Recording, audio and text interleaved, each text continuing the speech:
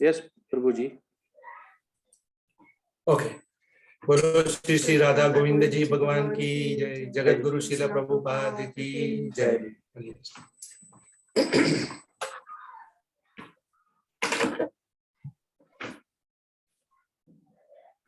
गोविंद बोलो हरि गोपाल बोलो। गोविंद बोलो हरि गोपाल बोलो। गोविंद बोलो हरि गोपाल बोलो।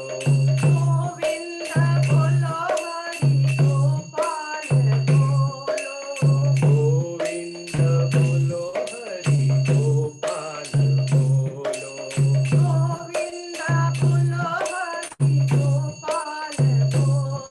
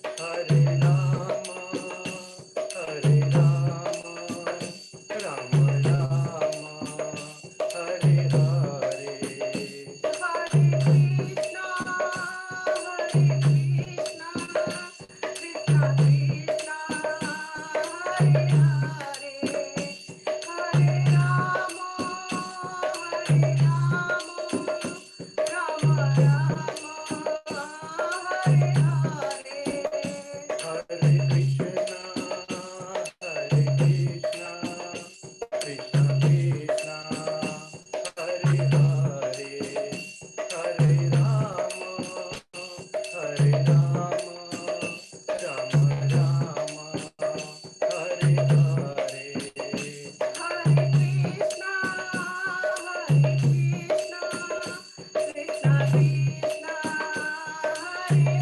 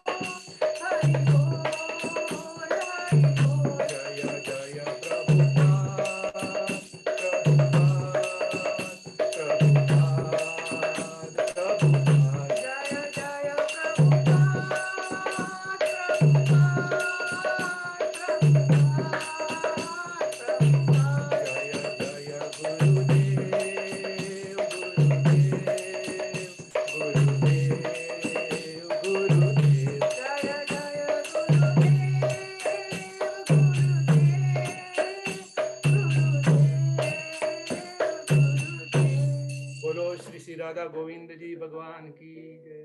गौर निताय भगवान की जय। जगत गुरु शिला प्रभुपाद की जय। गौर प्रेमानंदे।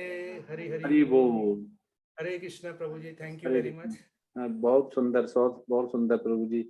हर बार एक नया नया खजाना लेके आते हैं भजन और मेरे को कीर्तन बहुत का। सोचना पड़ता है अभी कल कौन सा कराऊं तो अच्छा लगेगा। कर नहीं, ऐसा करने से चित्त हमेशा वो भगवान का कीर्तन ढूंढने में या कीर्तन में ही रहता है, हाँ तो एक इनडायरेक्टली भगवान का नाम ही हो जाता है। हाँ, यही होता है कि हम किसी भी डिवोटी को खुश करना चाह रहे हैं भगवान की भक्ति के लिए, तो जितना ज्यादा खुश करते हैं तो हम भी उसमें लगे रहते हैं। तो यही एक चेतना का भी होता है कि कृष्ण भक्ति में हम लगते, तो उसमें मतलब निरंतर लगे रहने वाला भगवत धाम हाँ जाता है। जी।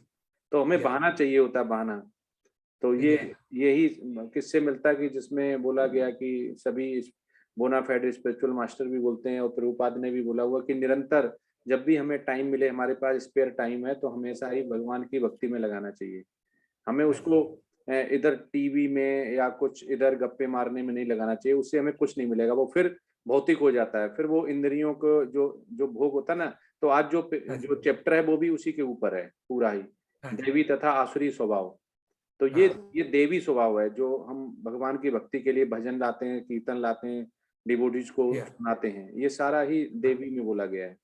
और जो इसमें नहीं रहता है, अपना टाइम मेटलिस्टिक में लगाता है पूरा और उसको पूरा ही धोता है, वो प्रभु जी इसमें आता है सारा आसुरी स्वभाव में। तो आज हम इसका देखेंगे भी कि कीर्तन और संकीर्तन का क्या महत्व है, और श्री चैतन्य महाप्रभु ने सन्यासी होते हुए हमें क्या इसमें मैसेज दिया हुआ है गीता के माध्यम से, वो आज हम पढ़ेंगे भी। तो बहुत ऐसा ही साथ बनाए रहिए। कल फिर परसों मॉर्निंग में भी अभी 2 ही दिन बाकी है ना प्रभु जी? हमारा अभी 3 दिन है। 3 दिन मतलब आज मिला के। हाँ।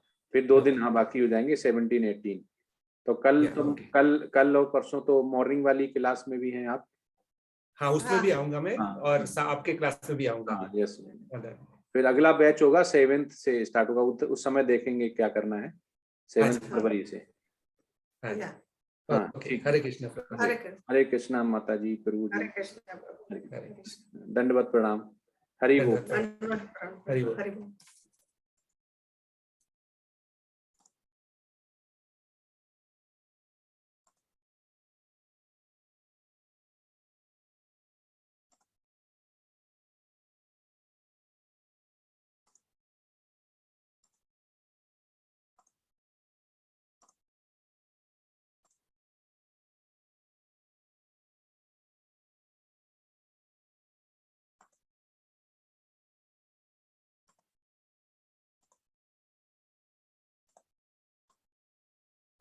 हरे कृष्णा। स्लाइड विजुअल है सभी को? यस प्रभु जी। धन्यवाद प्रभु जी, आप आ गए। यस यस, सुबह भी टाइम पे आना। बिल्कुल बिल्कुल आ जाऊंगा। ठीक है। हरे कृष्णा। आज बहुत ही सुंदर चैप्टर है। तो आप बोलते हैं कि हर बार ही सुंदर बोलते हैं, लेकिन ये गीता का है ही ऐसा कि इसे जितना भी, जैसे हम किसी चीज को, जैसे प्याज लेते हैं, ओनियन, उसको जितना ज्यादा हम ऊपर वाला उसकी लेयर हटाते हैं तो उसका अंदर उतनी ज्यादा जो कहते नहीं कड़वा निकलता है, उतना ही ज्यादा और वो कलर उसका व्हाइट होता जाता है। वैसे ही यहाँ पे है, ऐसे ही फूल हो गया तो जितना ज्यादा हम पंखुड़ियां उसकी हटाते हैं उतनी खुशबू सेंटर की तरफ जाते हैं, वैसे ही बढ़ता है। ऐसे ही यहाँ पे है कि जैसे ये अंत होते आता है तो इसमें इतना ज्ञान है कि ज्ञान के लिए है। तो अगला जब देखते हैं तो ये कंप्लीट ब्रिजिंग होती है। कंप्लीट ब्रिजिंग मतलब पहला चैप्टर दूसरा, जैसे कि 15 चैप्टर में हमने क्या पढ़ा, अश्वत्थ वृक्ष का पढ़ा हुआ है। और ये सेम आपने यहाँ पे जो है देव असुर साधन विभाग योग, मतलब देवी और असुरी स्वभाव बताए गए। और आपने 9वें चैप्टर में ये पढ़ा हुआ था कि देव तथा असुरों का वहां पे वर्णन किया गया था कि उनकी क्वालिटी कैसे पहचानेंगे। अब यहाँ पे होते हैं कि कैसे स्वभाव हैं, तो इन दोनों में अंतर है। और सतोगुण में जो पहले भी बता चुके अभी तक, सतोगुण में मुक्ति होती है, लेकिन रजोगुण तथा तमोगुण में मुक्ति नहीं होती है। जो गीता को बहुत सिंपल समझ सकता है वो इसमें 4-5 ही केवल पॉइंट हैं जो याद रखने हैं कि हम कौन से गुण में हैं, हमें किस गुण में जाना है। शुद्ध केवल सतोगुण में रहते हैं तो मुक्ति मिलती है, शुद्ध सतोगुण जो कि सतोगुण से ऊपर है, जो कि कृष्ण भावना भावित बोलते हैं, तो वहां पे हमें भगवत धाम मिलता है, वैकुंठ लोक बोलता है, जिसमें कि भगवान का खुद ही प्रकाश है, जिसमें किसी भी सूरज की जरूरत नहीं है।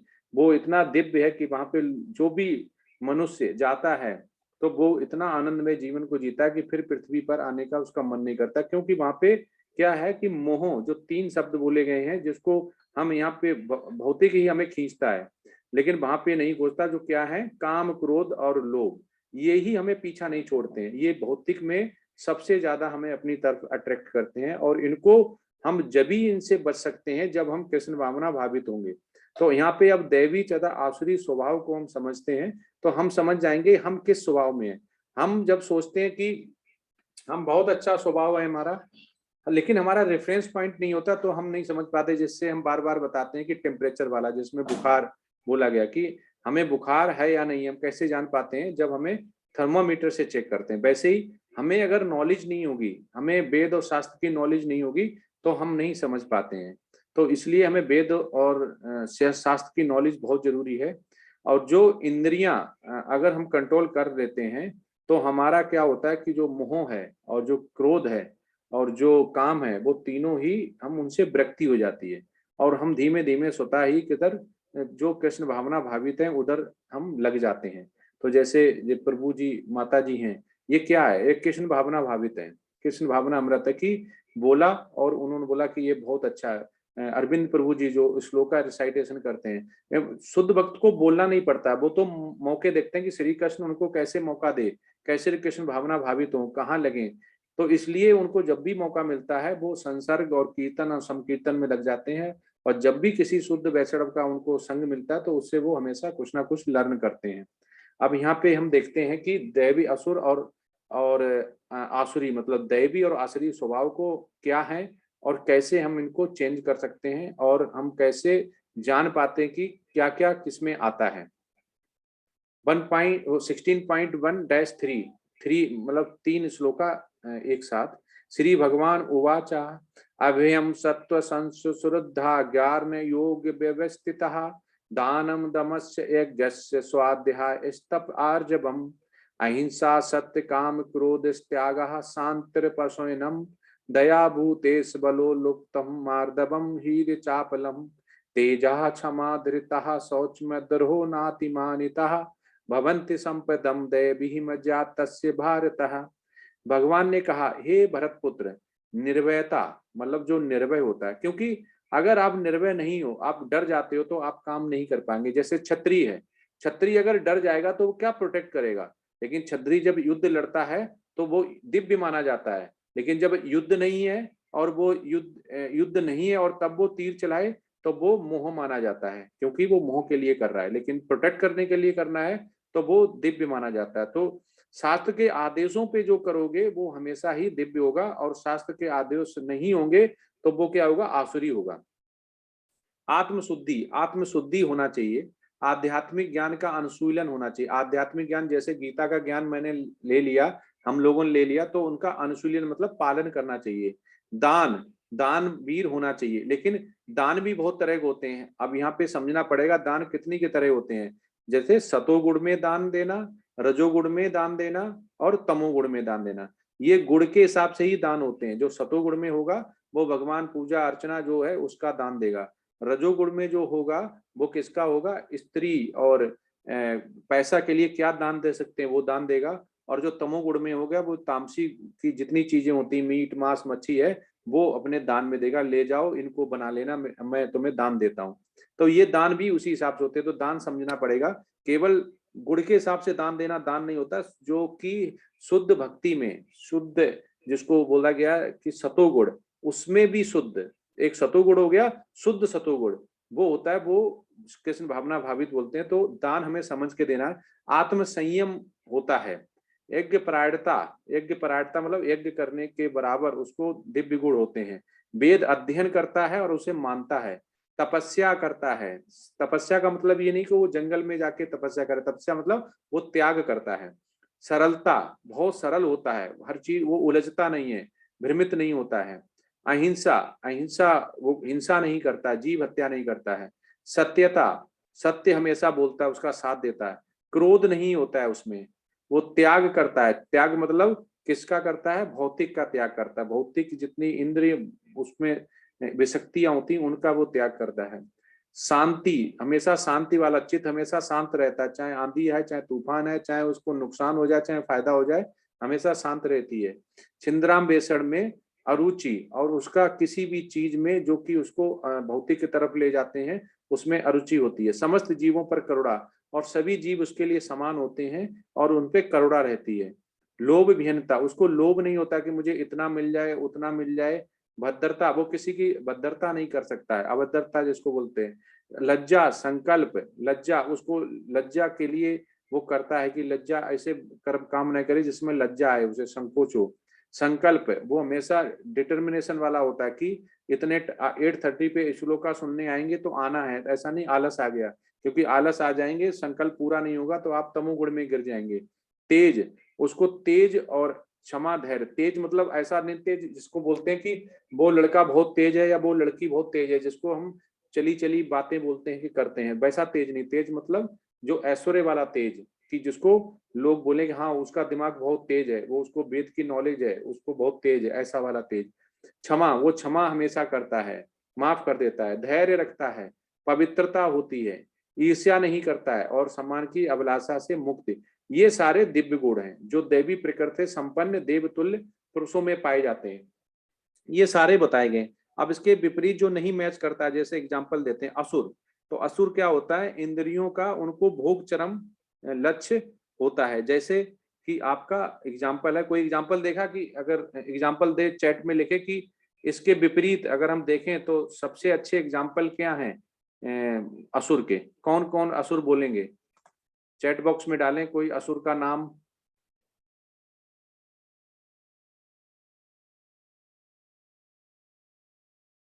नहीं, असुर का नाम पूछ रहे हैं, ग्रीड नहीं, लालच, काम, असुर का नाम आप अपने हिसाब से बताइए कि असुर का नाम।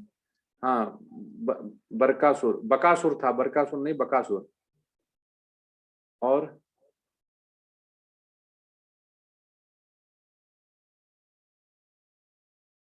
होलिका, रावण, हाँ। हाँ, दिनेश प्रभु जी ने बिल्कुल सही डाला, होलिका, करिश्मा माता जी ने सही डाला, रावण। जी, बहुत अच्छा एग्जाम्पल है। रावण हो गया, आपके कंस हो गया, हिरण्यकशिप हो गए। ये तीन इतने अच्छे एग्जाम्पल हैं कि इन्होंने क्या हुआ कि इतना ज्यादा मोह आ गया। रावण को देख लो, उसको वेद की नॉलेज थी, सभी नॉलेज थी, ब्राह्मण के जितने भी नॉलेज होती उसमें शास्त्र वेद उसे सब पता था, लेकिन क्या हुआ, उसको तीन चीजें जो होती हैं वो काम क्रोध और लोभ, वो उसको ले डूबी, और वो किसमें चला गया? जिसमें कहते हैं इंद्रियों का जो भोग करना, वो चरम चरम जिसको बोलता है लक्ष्य हो जाता है उसका। उसने उसकी वजह से वो किसी चला गया, वो असुर प्रवृत्ति में चला गया। ये पहचान होती है। तो ऐसे जो हैं उनको बोलते हैं कि हम ये असुर था। तो ये सबसे अच्छी पहचान है असुर की। इसमें इसके तीन ही शत्रु होते हैं। अगर हम दिव्य गुण में हैं तो उसके तीन शत्रु हैं जो आपको उधर खींच के ले जा सकते हैं, कि जिधर ले जा सकते हैं, किधर, कि जिसमें कि काम क्रोध और लोभ, यही आपको ले जा सकते हैं।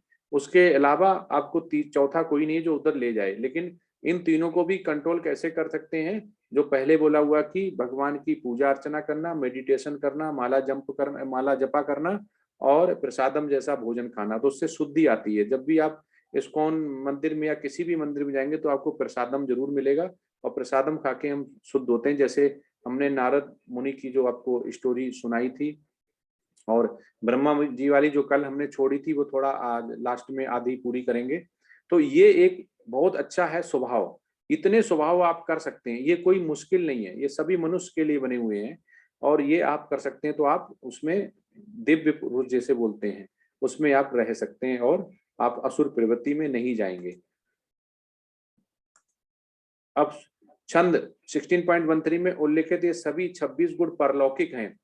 वर्णाश्रम धर्म के अनुसार इनका आचरण होना चाहिए। उन्हें सामाजिक और व्यवसायिक की विभिन्न स्थितियों के अनुसार विकसित किया जाना चाहिए। उद्देश्य यह है कि भले ही भौतिक स्थितियां दयनीय हो, इन गुणों का अभ्यास पुरुषों के सभी वर्गों द्वारा किया जाए तो धीरे धीरे परलौकिक बोध के उच्चतम मंच तक उठना संभव है। जब उठने की सब बारी आती है तो श्रील प्रपाद का आप देखेंगे जो पिक्टोरियल दिया गया है, पिक्चर दी गई है, उसमें वो माला पकड़े हुए हैं। तो ये माला दीक्षा दी जाती तब दी जाती है। तो दीक्षा किस लिए दी जाती है, इसको भी समझ सकते हैं कि दीक्षा इसलिए दी जाती है, जब दीक्षा देते हैं तो ये कंपलसरी नहीं है, जो लेना चाहता वो ले सकता है, लेकिन जो दिव्य गुण में रहता है वो इसको जरूर लेता है, क्योंकि दीक्षा क्या करती है, शास्त्र को पिता के रूप में बोलती है और जो गुरु होता है उसको माँ। अब होता क्या कि अगर हमने दीक्षा नहीं ली तो हम क्या करेंगे, सुबह हम सतोगुण से उठेंगे और रात तक हम तमोगुण में पहुंच जाएंगे। पर ये पूरे दिन ही आपको सतोगुण में रखेगा या शुद्ध सतोगुण में रखेगा, कृष्ण भावना भावित रखेगा। कैसे? आपने दीक्षा ले ली तो दीक्षा में आपको 4 जो रेगुलेशंस होते हैं वो प्रिंसिपल मानने पड़ते हैं। पहला क्या, नो मीट ईटिंग, मतलब आपको मीट नहीं खाना है। दूसरा क्या हो गया, नो अल्कोहल, आपको अल्कोहल नहीं पीना है, दारू नहीं पीनी है। तीसरा हो गया नो गैम्बलिंग, आपको जुआ नहीं खेलना है। और चौथा हो गया अनैतिक संबंध, इलिसिट सेक्स, जो सेक्स डिजायर होती है वो अपनी पत्नी के अलावा किसी और के साथ संबंध नहीं बनाना है। तो ये आप उसको वचन दे देते हैं और फिर ये आप छोड़ नहीं सकते हैं। तो सुबह हो जाए चाहे शाम हो जाए चाहे रात हो जाए, आपको वो गुरु की हमेशा याद रहेगा। अगर आपने दीक्षा नहीं ली तो क्या करेंगे, सुबह आप अच्छे कर्म करके पूजा पाठ करके निकले, दोस्त मिल गया बहुत अच्छा है, बोला चल शाम को आज बियर पीते हैं। आपने बोल दिया, अब आप कोई बंदिश तो है नहीं, दीक्षा आपने ली नहीं, आप पी भी सकते हैं, हम तो फ्री हैं। आपने पी ली तो पी ली, फिर आप चले गए तमोगुण में, फिर रात में लेट आए, फिर लेट सोए, सिर में दर्द हुआ, फिर सुबह उठे, फिर ऐसे रूटीन चलता। लेकिन दीक्षा आपको बांध देती है, क्योंकि गुरु आपको जो दीक्षा देता है तो आपको दारू पीने का हमेशा भय बना रहता है, क्योंकि गुरु ने मना किया हुआ है। अब गुरु के मना करने पे आप कंट्रोल रहते हैं, आप टाइम पे पूजा करते हैं, टाइम पे आप माला जपा करते हैं, आप प्रसादम जैसा भोजन खाते हैं। तो हमेशा ये एक जो कहते हैं कि वेद शास्त्र के द्वारा, तो इसमें यही होता है कि दीक्षा अगर जो ले लेता है वो बहुत जल्दी फास्ट वो अपने मन को जो होता है इंद्रियों को कंट्रोल कर लेता मन को, क्योंकि आपको 16 माला चेंट करनी है, प्रसादम जैसा प्रसाद बना के खाना है, और आपको 4 जो प्रिंसिपल हैं वो मानने हैं। तो इसमें यही बोला गया कि जो ये गुण होते हैं वो गुण बहुत जल्दी आते हैं अगर हम दीक्षा ले लेते हैं, तो हम वहां पे टिके रहते हैं, नहीं तो गिरने का डर रहता है। तो इसमें लिखा हुआ है ना कि धीरे धीरे परलोकी बोध के उच्चतम मंच तक उठना संभव है। ठीक है, तो संभव हो जाता है। 16.4 दंभो दर्पो अभिमनाश क्रोधा पार्श्वमेव चहा अज्ञानम चाभिजातस्य पार्थ संपादम असुरीम।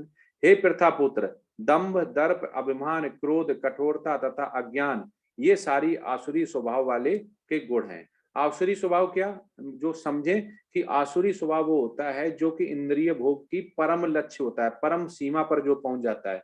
जैसे आप देख सकते हैं कि शक्ति आ गई, जैसे हिरण्यकश्यप ने बहुत ध्यान किया, बहुत ज्यादा मेडिटेशन किया, पूजा की, त्याग किया, उसके बाद उसको वरदान मिला, लेकिन उस वरदान के भी वो भगवान के अनिष्ट हो गया कि वो घर में ही उसको भगवान को विष्णु की पूजा करने वाला उसको पसंद नहीं कि मैं ही भगवान हूँ, अहम भगवान अहम भगवान।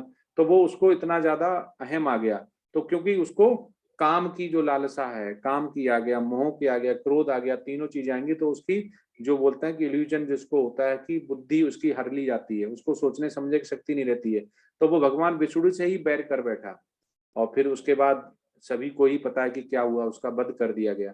तो ऐसे करके जब होता है कि जो कि दंभ जो जो भर लेता है कि हम ऐसा कर सकते हैं, दर्प, उसको अभिमान भी आ जाता है, क्रोध भी होता है, बहुत कठोर भी होता है, जल्दी पिघलता नहीं है, दयालु नहीं होता है, और अज्ञान, अज्ञानता तो उसकी भरी हुई होती है, वो ज्ञान होते हुए भी अज्ञान तरफ चला जाता है। तो ये सारे जो गुण हैं वो असुरों के गुण हैं, आसुरी स्वभाव वालों के गुण हैं। 16.5 देवी संपत्ति मोक्षा है निबंधा यौसरी मतः महासुचा संपदम देवी माँ जातो अस्पांडव। दिव्य गुण मोक्ष के लिए अनुकूल हैं, मतलब जो दिव्य गुण पहले बताए गए हैं वो मोक्ष के लिए, मोक्ष जब भी मिलेगा जब दिव्य गुण होंगे, और आसुरी गुण बंधन दिलाने के लिए है। तो इसमें जो बोला है कि मुक्ति कब मिलती है, जब हम सतोगुण में रहते हैं, और शुद्ध सतोगुण जो कि कृष्ण भावना भावित है उसमें हमें मोक्ष मिलता है और हम कहाँ भगवत धाम जाते हैं। और रजोगुण और तमोगुण में जो रहता है उसको ना मोक्ष मिलता है ना मुक्ति मिलती है। हे पांडु पुत्र, तुम चिंता मत करो क्योंकि तुम दैवी गुणों से युक्त होकर जन्मे हो। अब यहाँ पे एक बात देखते हैं आपकी, भगवान अभी तक तो सारी दुनिया के लिए बताते हैं, पर बहुत जगह उन्होंने उसको अर्जुन को क्या बोला है, कभी शुद्ध भक्त बोला है, कभी बोला कि तुम देवी गुणों से युक्त होकर जन्मे हो। तो इसके मतलब कि हमारा जो गुण है, क्वालिटी है, वो हमारे गर्भ में ही निश्चित हो जाते हैं। जैसे अभिमन्यु, उन्होंने पूरा बिहू की रचना जितनी सुन पाई थी वो माँ के गर्भ में ही सुन ली थी, उसके बाद जब माँ सो गई तो वो सुन नहीं पाए। तो इसलिए ये बोला जाता है कि जो हमारे गुण होते हैं, जितने भी गुण हैं, अच्छे या बुरे, रजोगुण, तमोगुण, सतोगुण, वो सब गर्भ में ही डिसाइड हो जाते हैं। तो यहाँ पे वो बोलना चाह रहे हैं कि जो अर्जुन थे वो एक जैसे ही हनुमान जैसे शुद्ध भक्त थे। जिस हनुमान राम जी के भक्त थे, ऐसे ही अर्जुन श्री कृष्ण के भक्त थे। इनमें कोई अंतर नहीं, दोनों ही, पर एक साख्य में है और एक दास में है, तो इसलिए इन दोनों को अलग अलग देखा जाता है। लेकिन भगवान यहाँ पे खुद साबित कर रहे हैं कि तुम दैवी गुणों से युक्त होकर जन्मे हो, इसके मतलब वो देवी गुण वाले हैं, वो असुर नहीं है।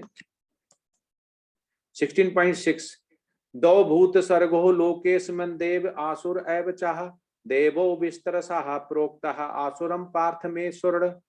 हे प्रतापोत, इस संसार में सृजित प्राणी दो प्रकार के हैं। वो कह रहे कि जो प्राणी है वो दो ही प्रकार के हैं, देवी तथा आसुरी। अब ये बिल्कुल सही है कि या तो हम आसुरी में परिवर्तित होंगे, एक भी अगर हमारे गुण नहीं मैच करते होंगे, या तो सारे मैच करते होंगे तो हम दैवी होंगे। तो ये दो ही हो सकते हैं, बीच का कुछ भी नहीं है। मैं पहले ही विस्तार से तुम्हें दैवी गुण बतला चुका हूँ, पहले वो देवी गुण बता चुके, अब मुझसे आसुरी गुणों के विषय में सुनो। अब वो आसुरी गुणों के विषय में अभी बताएंगे। 16.7 प्रवृत्तिम चा निर्वृत्तम जाचना विदुरासुराः ना शौचम ना पिचाचारो ना सत्यम तेषु विद्यते। हे जो आसुरी हैं, वे ये नहीं जानते कि क्या करना चाहिए और क्या नहीं करना चाहिए। उनमें तो ना पवित्रता, ना उचित आचरण, ना ही सत्य पाया जाता है।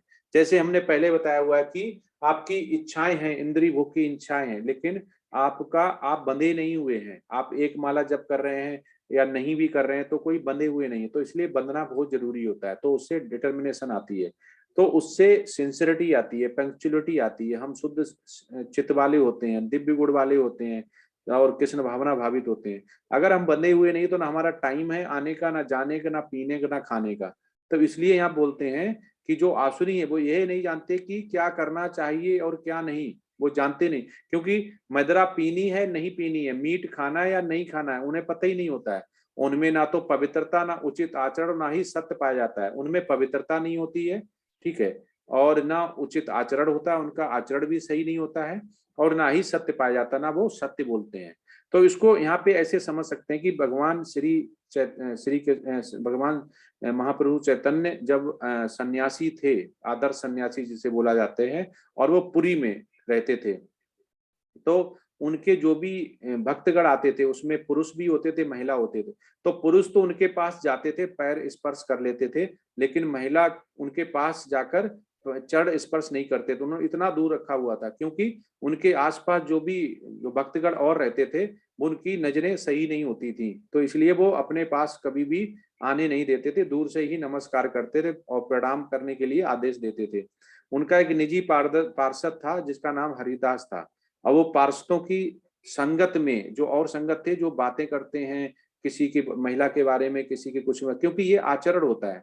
तो वो तो उनको पता चला कि उसने जबकि ज्यादा बुरा भी नहीं बोला हुआ था, बस कुछ उन्होंने आपस में पार्षद ने बोला, तो उनको पता चल गया कि हरिदास नाम के पार्षद ने कुछ बोला है। उन्होंने उसको तुरंत उसको निकाल दिया, उस पार्षद की संगत से निकाल दिया। तो ये होता है लक्षण, शुद्ध लक्षण, जिसको कि हमें पता चल जाता है कि कौन सा आसुरी गुण वाला है, कौन सा दिव्य गुण वाला है। क्योंकि श्री चैतन्य महाप्रभु हमेशा ही नजर रखते थे कि कोई भी ऐसा ना हो जिससे कि किसी को कोई दिक्कत हो, क्योंकि असुर प्रवृत्ति किसी को भी पसंद नहीं है। वो अपने आसपास भी दिव्य गुण वाले ही देखना चाहते हैं। तो ये एक बहुत अच्छी स्टोरी है कि जिससे कि हम ये जान सकते हैं कि उसमें ना तो पवित्रता होती है, ना आचरण, ना ही सत्य पाया जाता है। अब वो कभी भी काम वासना नहीं छोड़ पाता है, जब भी उसे मौका मिलता है वो इंद्रिय जो भोग बोलते हैं वो कर लेता है। 16.8 असत्यमा प्रतिष्ठम ते जगदाहरणीश्वरम अपरस्पर संभूतम किमन्यात काम हेतुकम। वे कहते हैं यह जगत मिथ्या है, इसका कोई आधार नहीं है और इसका नियमन किसी ईश्वर द्वारा नहीं होता है। कौन कहता है? आसुरी वाले क्या कहते हैं? ये जगत मिथ्या है। रावण कहता था ये जगत मिथ्या, मैं भगवान हूँ। हिरण्यकश्यप बोलता था मैं भगवान हूँ। कंस बोलता था मैं भी भगवान हूँ, मुझे कोई नहीं मार सकता, मैं तो पृथ्वी पर आया हूँ, कभी मराऊंगा ही नहीं। इसका कोई आधार नहीं है और उसका नियमन किसी ईश्वर द्वारा नहीं होता। वो ईश्वर को मानता नहीं है और ना इस जगत को मानता है, ना किसी नियम को मानता है। उनका कहना है कि ये कामेच्छा से उत्पन्न होता है और काम के अतिरिक्त कोई अन्य कारण नहीं। कामेच्छा से, काम वासना, काम से उत्पन्न होता है हर चीज, इंद्रिय भोग। तो इसमें क्या आ गया, 3 चीजें आ गई जो कि शत्रु होती हैं, काम, क्रोध और लोभ। तो यही उनका वध का कारण बना। कंस भी इसी की वध का कारण बना, हिरण्यकश्यप भी बना और रावण भी बना। तो इसलिए ये असुर लोग ये बोलते हैं, ऐसा भगवान बता रहे हैं। 16.9 ऐसे निष्कर्मों का अनुगमन करते हुए आसुरी लोग जिन्होंने आत्मज्ञान खो दिया है, वे जो बुद्धिहीन है, ऐसे अनुपयोगी एवं भयावह कार्यों में प्रवृत्त होते हैं जो संसार का विनाश करने के लिए होता है। वो कह रहे हैं कि ज्यादातर जो युद्ध होते हैं, जैसे एटम बम डाल देना या युद्ध हो जाना, मिसाइल छोड़ देना, जिसमें कि सैकड़ों हजारों जानें चली जाती, वो कौन करता है? वो दिव्य गुण वाला कभी नहीं करेगा, देवता गुण वाला कभी नहीं करेगा, दैवी गुण वाला कभी नहीं करेगा। वो कौन करेगा? आसुरी स्वभाव वाला। तो आसुरी स्वभाव वाला करता है। और जो दैवी गुण होता है उसमें होता है कि भगवान को क्या पसंद है और क्या नहीं पसंद है, ये समझना पड़ेगा। दैवी गुण का मतलब होता है भगवान को क्या पसंद है, क्या पसंद नहीं है।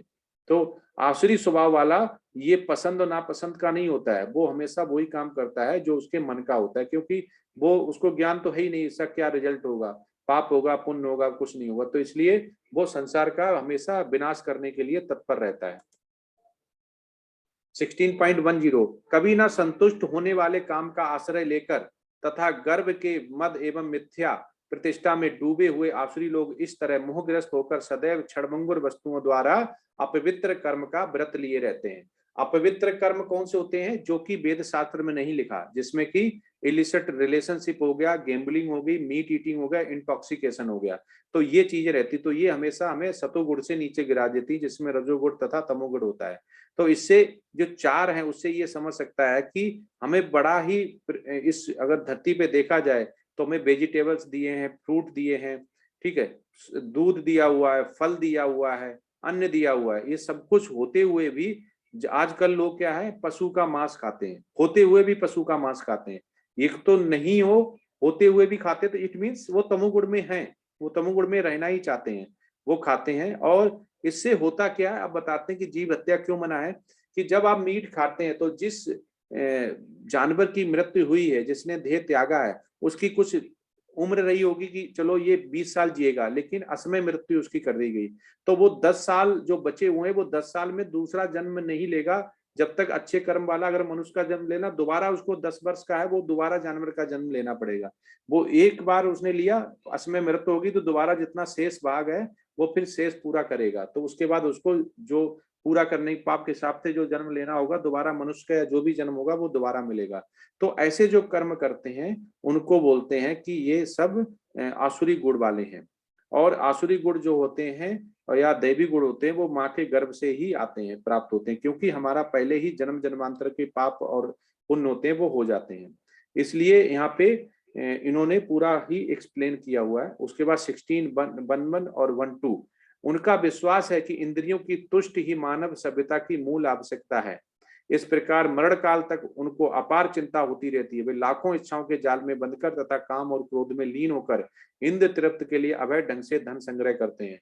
तो जो नहीं वेद शास्त्र को समझ पाता है, मिथ बोलता है, वो लास्ट तक मरने तक उसको ये नहीं पता ये टेम्पररी है। वो शाम को सोएगा, सुबह उठेगा कि नहीं उठेगा, लेकिन वो इंद्रिय के लिए, इंद्रिय भोग के लिए इतना लालची रहता है, जहां भी मौका मिलेगा किसी की जमीन हड़प लेगा, किसी की स्त्री हड़प लेगा, किसी का जमीन और जायदाद ले लेगा, किसी का मकान ले लेगा। पूरा सुबह शाम इसी में रहता है कि किधर से और पैसा, लेकिन उसे पता नहीं है कि वो पैसा लेके ही नहीं जा पाता। बैंक बैलेंस अपने बच्चों के लिए छोड़ के चला जाता है, खुद पूरे दिन पाप करता रहता है, फिर वो पाप का भागी बनता है। और रजोगुण तमो गुण में रहने के बाद वो पूरा क्या, जो जानवर का वो जन्म लेता है। तो ये जो जैसे और समझ सकते हैं कि हम बोलते हैं साइंस इज नॉलेज, तो हम उस नॉलेज का यूज करते हैं कि साइंस इज नॉलेज, और जो वेद है वो मिथ है। तो उसको जब समझ लेते हैं तो ऐसा भी, ये भी हमारा आसुरी प्रवृत्ति है। जब ऐसा हम समझ लेते हैं कि सब कुछ हो रहा है वो, अब इसको दूसरा समझ सकते हैं कि हमारा जो मानव सभ्यता क्या होती है कि कोई जैसे किसी को प्रमोशन मिला तो उसने पार्टी रखी, तो वहां पे चारों चीजें चली उसमें, ठीक, गैम्बलिंग भी हुई, मीट ईटिंग भी हुई, इंटॉक्सिकेशन हुआ, इलिसिट रिलेशनशिप भी हुए, ठीक है। किसी के स्टूडेंट के परसेंटेज ज्यादा अच्छे आ गए तो उसके दोस्त बोलेंगे चल पार्टी दे दे, वहां पे फिर दारू पार्टी होगी। तो हम मौके खोजते हैं, क्योंकि हम नॉलेज होते हुए भी हम नॉलेज का यूज नहीं करते हैं, तो इसलिए हम अशुभ प्रवृत्ति में चले जाते हैं। 16.13 से 16.15 आसुरी व्यक्ति सोचता है कि आज मेरे पास इतना धन है और अपनी योजनाओं में से मैं और अधिक धन कमाऊंगा। इस समय मेरे पास इतना किंतु है, भविष्य में बढ़कर और अधिक हो जाएगा। यह मेरा शत्रु है और मैंने उसे मार दिया और मेरे अन्य शत्रु भी मार दिए जाएंगे। तो वो क्या कह रहा है कि मेरे पास इतना धन है, मैं और धन कमाऊंगा, इस धन से और धन कमाऊंगा, चाहे उसके लिए मुझे गलत कर्म ही क्यों ना करने पड़े। और वो भविष्य में भी हमेशा ही इंद्रिय भोग के लिए ही सोचता है। वही मेरा शत्रु है, मैंने उसे मार दिया और मेरे अन्य शत्रु भी मार दिए जाएंगे। वो कह रहा कि अगर उसके बीच में भी कोई आएगा, शत्रु आएगा जो कि उसकी लालसा के बीच में आएगा, तो उसे भी मार दिया जाएंगे। इसलिए स्त्री के लिए, जमीन और जायदाद के लिए बहुत सारे झगड़े होते हैं और मारे भी जाते हैं। और मैंने उस शत्रु भी मार दिए जाएंगे, मैं सभी वस्तुओं का स्वामी हूँ। वो सोचता है कि मैं इतना पावरफुल हूँ, इतना पैसा है कि लोग मुझे रिस्पेक्ट देंगे, मैं सबका स्वामी हूँ। यही घमंड उसका वध करता है। मैं भोगता हूँ, मैं इंद्रिय भोग करता हूँ, मैं सिद्ध, शक्तिमान तथा सुखी हूँ, मैं सबसे धनी व्यक्ति हूँ। वो कह रहा कि मुझ में सभी है, मुझे सिद्धियां हैं, मैं शक्तिमान भी हूँ, सुखी भी हूँ, मैं सबसे धनी व्यक्ति हूँ और मेरे आसपास मेरे कुलीन संबंधी हैं। तो वो आसपास मेरे जैसे ही संबंधी हैं, कोई अन्य मेरे समान शक्तिमान तथा सुखी नहीं। वो सोचता है कि मेरे पास ही बहुत पैसा है, मेरी सब रिस्पेक्ट है, मेरे बराबर कोई नहीं है, सब मेरे नीचे रहेंगे और मुझे वो रिस्पेक्ट देंगे। मैं यज्ञ करूंगा, दान दूंगा और इस तरह आनंद मनाऊंगा। वो कह रहा है कि मैं यज्ञ करूंगा और दान दूंगा, इस तरह मैं आनंद। लेकिन जैसे भी पहले बता चुके हैं कि यज्ञ किस तरह करना है और दान तमोगुण, सतोगुण या रजोगुण में देना है। तो लेकिन दान दूंगा, दान देने से काम नहीं चलेगा, दान किस उसमें गुण में दिया जाएगा वो ज्यादा जरूरी है। इस प्रकार ऐसे व्यक्ति अज्ञानवश मोहग्रस्त होते रहते हैं। तो ऐसे अज्ञानवश, जिसको अज्ञानता रहती है, वो मोहग्रस्त हो जाते हैं, किसका? इंद्रिय भोग का। तो यहाँ पे हिरण्यकश्यप देख सकते हैं आप, कंस का और रावण का एग्जाम्पल दिया गया है। तो ये बहुत अच्छे एग्जाम्पल हैं। और ऐसा बोला गया है कि जो हमारा जो चार हमारे जो बताए गए कि नियम पालन करने होते हैं, और उसके साथ साथ हमें जो चार को हमारे जो जीवन होता है, जैसे 100 साल का मान लें, उसको चार में ब्रेक किया जाता है। 100 सीवित, तो उसे पहले के जो 25 वर्ष हैं, मतलब पैदा होने से 25 वर्ष तक, उसको ब्रह्मचर्य का बोला गया, जो वेद शास्त्र में लिखा हुआ है। अगले 25 से 50 वर्ष तक उसको क्या है? गृहस्थ जीवन रहना है, उसमें अपने फैमिली के साथ रहना है। और उसके बाद 50 से 75 साल जो है उसको वानप्रस्थ रहना है। और 75 से 100 साल जो है उसको क्या करना है? संन्यास का जीवन बिताना चाहिए। श्रील प्रपाद ने बिल्कुल सही एग्जाम्पल दिया था। उन्होंने 50 साल उम्र होते ही क्या लिया था? वानप्रस्थ ले लिया था और वो वृंदावन चले गए थे और वहां पे वो मंदिर में रहे थे। उसके बाद 20 साल उन्होंने, मतलब 25 साल जैसे बोलते हैं कि वो पूरा ही उसमें उन्होंने वानप्रस्थ में लगाया। और उसके बाद उन्होंने अमेरिका जाके ये पूरा ही श्री कृष्णा का जितना भी श्री चैतन्य महाप्रभु का मूड एंड मिशन था, सरस्वती ठाकुर ने जो उनको बोला हुआ था, वो पूरा ही उन्होंने कर दिखाया। तो ये होता है डिटर्मिनेशन, ये होता है शुद्ध भक्ति, दिव्य गुण। तो इसमें हम जब भी ऐसा करते हैं तो ऐसा वेद और भी बोला गया कि बोनाफाइड स्पिरिचुअल मास्टर बोलता है कि जो भी निरोध विधियां होती, कॉन्ट्रासेप्टिव जिन्हें बोलते हैं, वो भी दिव्य गुण नहीं है, वो भी आसुरी गुण में आते हैं। तो अपने मैथुन पे, जीवन पे संयमित करना होगा उन पे, नहीं तो वो भी आसुर प्रवृत्ति में आते हैं। तो इसलिए हमें ये समझना पड़ेगा कि आसुर प्रवृत्ति क्या है और दैवीय गुण क्या है। तो उन गुणों को, आसुरी गुणों को हमें छोड़ना पड़ेगा, तभी हम शुद्ध हो पाएंगे और शुद्ध सतगुण में जा पाएंगे, और उसके बाद हम वैकुंठ लोक पहुंच पाएंगे। 16.16 अनेक चित्त विभ्रांता मोल जाल समावृता प्रेक्षकता काम भोगेशु पतंत नरकेशु।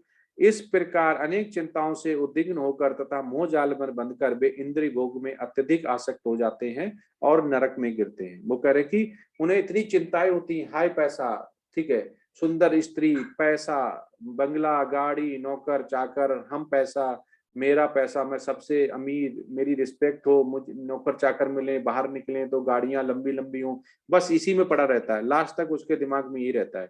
और उसके जो भी फिर दिन बचते हैं शेष, उसमें वो ऐसे ही करते करते उसका एक दिन निकट आ जाता है। कोई पूरी जिंदगी जी पाता है, कोई कभी किसी को हार्ट अटैक आ जाता है, कभी एक्सीडेंट हो जाता है, कुछ असमय मृत्यु हो जाती है। तो ये सब वो समझ नहीं पाता है कि ये सारा जो है वो टेम्पररी है, परमानेंट नहीं है। लेकिन तब भी वो इसमें काम, क्रोध और मोह में पड़ा रहता है। उसकी वजह से वो इंद्रियों का भोग चरम जो लक्ष्य होता है भोग करता है और वो नीचे गिर जाता है।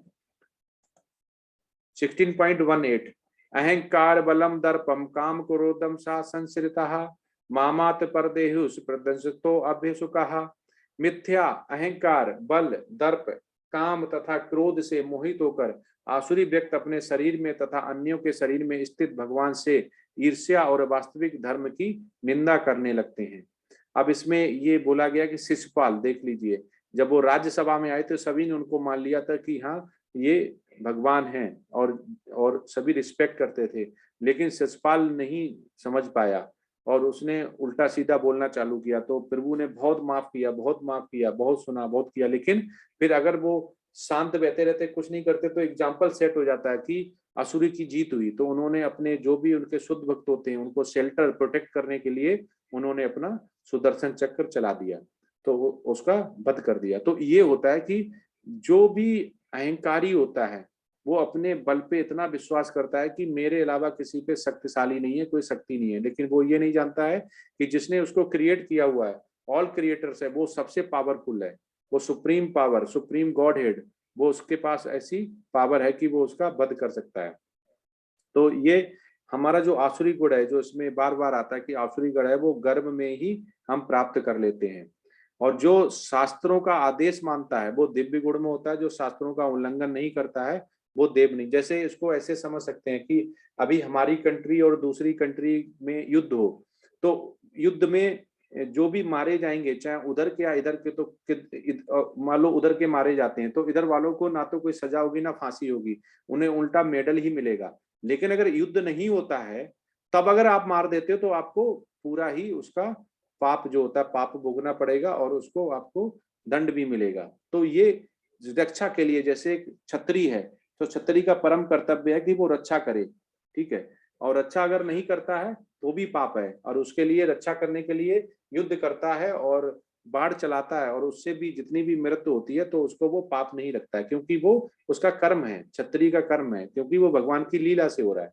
और अगर वो युद्ध नहीं है और ऐसे ही निकल जाता है और असुरी प्रवृत्ति का है और वो बाढ़ चला के मार देता है, जैसे कि टेररिस्ट हैं, टेररिस्ट निकलते हैं और गोलियां चला देते हैं चारों तरफ और लोग मर जाते हैं, वो सारा आसुरी प्रवृत्ति बोली गई है।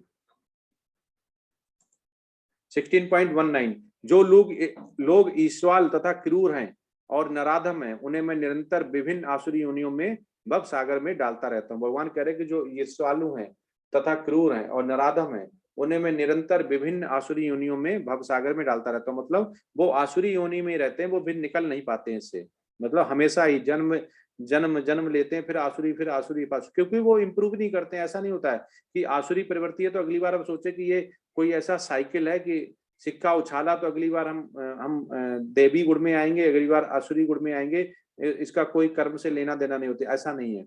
अगर आप जो गुण बताए गए आसुरी गुण में है तो हर बार ही आप असुर का ही वो जन्म लेंगे, तो ऐसा नहीं है कि आपको ऐसे ही मिल जाएगा देवी गुण बगैर लाए दूसरा जन्म मिल जाएगा, नहीं मिलेगा। 16.20 हे कुंती पुत्र, ऐसे व्यक्ति आसुरी योन में बारंबार जन्म ग्रहण करते हुए भी कभी मुझ तक नहीं पहुंच पाते। वो कह रहे कि आसुरी योन वाले बारंबार भी जन्म ग्रहण कर लें तब भी मुझ तक नहीं पहुंच पाते हैं, वो धीरे धीरे अत्यंत अधम गति को प्राप्त होते हैं। अधम गति मतलब हो गया और नीचे गिरते जाते हैं, कि जैसे वो पहले उन्होंने जानवर का जन्म लिया, मान लो शेर है तो थोड़ा अच्छा होता, राजा माना जाता, उसके बाद वो गीदड़ का लेगा, फिर उसके बाद और नीचे फिर डॉग का लेगा, फिर और नीचे जो निम्न नीचे बिल्कुल गिरी हुई है कीड़े मकोड़े, उसमें जन्म लेगा, तो उसकी अधम गिरती हमेशा गिरती जाती है। 16.21 त्रिविधम नरक सेधम द्वारम नासन नाम तथा काम क्रोधस्तः लोभास्ताम दे त्रय त्यजेत। इस नरक के 3 द्वार हैं। अब वो कह रहे कि नरक जाने के लिए 3 द्वार हैं, इन द्वारों को अगर बंद कर देंगे तो नरक नहीं जाएंगे। तो पहला क्या है? काम, दूसरा क्या है? क्रोध, और तीसरा कौन सा है? लोभ। प्रत्येक बुद्धिमान व्यक्ति को चाहिए वो इन्हें त्याग दे। अब इसमें बोला गया कि बुद्धिमान व्यक्ति, जो भी बुद्धिमान है वो इन्हें तुरंत ही त्याग दें, क्योंकि इनसे आत्मा का पतन होता है, नहीं तो इससे क्या होता है? आत्मा का पतन हो जाता है। तो इसलिए इनको तुरंत त्याग देना चाहिए, नहीं तो आसुरी प्रवृत्ति में आ जाएंगे और आप उससे गिर जाएंगे।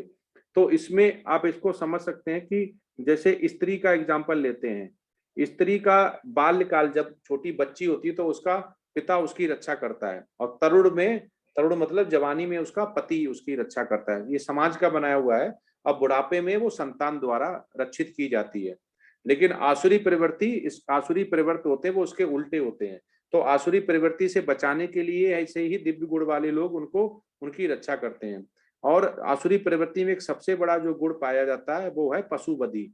वो पशु वध जरूर करते हैं, मतलब पशु हत्या जरूर करते हैं, और ये उनमें प्रधान होता है। ये यहाँ पे पहचान बताएगी कि आसुरी प्रवृत्ति वाले, उनका मेन जो होता है पहचान होती है, वो उसमें ये गुण होता है कि पशु वध, पशु हत्या वो जरूर करता है।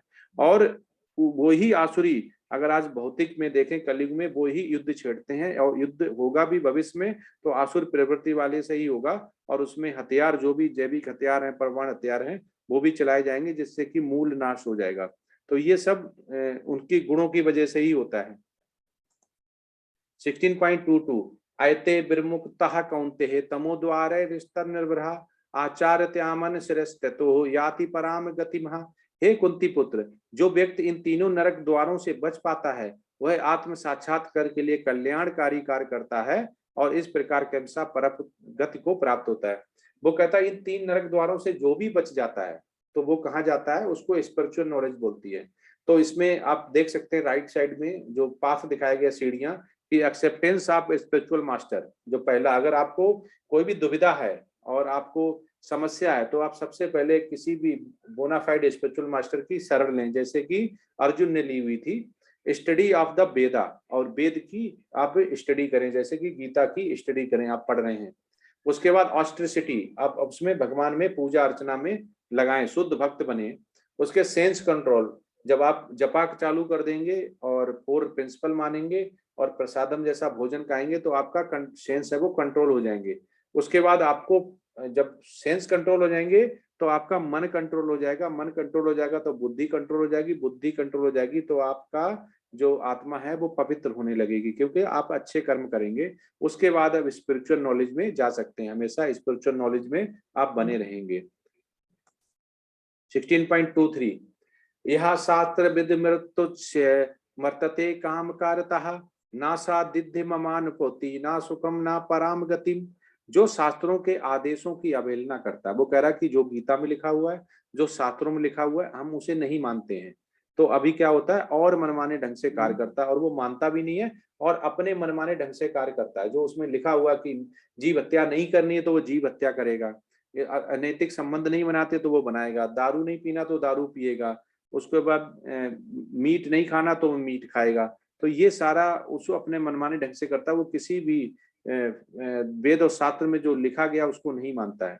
उसे ना तो सिद्ध ना सुख ना ही परम गति की प्राप्त होती है, लेकिन उसके बाद उसे क्या सुख नहीं मिलेगा, उसको सिद्धि भी नहीं मिलेगी और परम गति। और सिद्ध क्या होता है, जिसमें कि कृष्ण भावना भावित होता है, वो हमें वैकुंठ लोक जाता है, तो वो उसको सिद्धि नहीं मिलेगी। 16.24 तस्मात् शास्त्रम प्रमाणम ते कार्य कर्म विस्तथो ज्ञातम शास्त्र विधान उक्तम कर्म कर्तव्य रहर्षि। अतएव मनुष्य को ये जानना चाहिए कि शास्त्रों के विधान के अनुसार क्या कर्तव्य और क्या अकर्तव्य है। तो वो कह रहा है कि शास्त्र को पढ़ो, शास्त्र से जानो, गीता से जानो कि क्या कर्तव्य है और क्या कर्तव्य नहीं है। हमें क्या करना, कर्तव्य मतलब जो वेद और शास्त्र में लिखा हुआ है वो कर्तव्य है, वो हमें करने हैं, हमें उसे अपनाना है। उसे विधि विधानों को जानकर कर्म करना चाहिए जिससे वह क्रमशः ऊपर उठ सके। ऐसे ही कर्म करना चाहिए विधि विधान के साथ, जैसा विधि विधान से लिखा हुआ कि सुबह मंगल आरती करेंगे, एक माला जप करेंगे, भगवान की पूजा अर्चना करेंगे, प्रसादम बना के प्रसादम जैसा भोजन करेंगे, तो इसको बोलते हैं विधि विधान।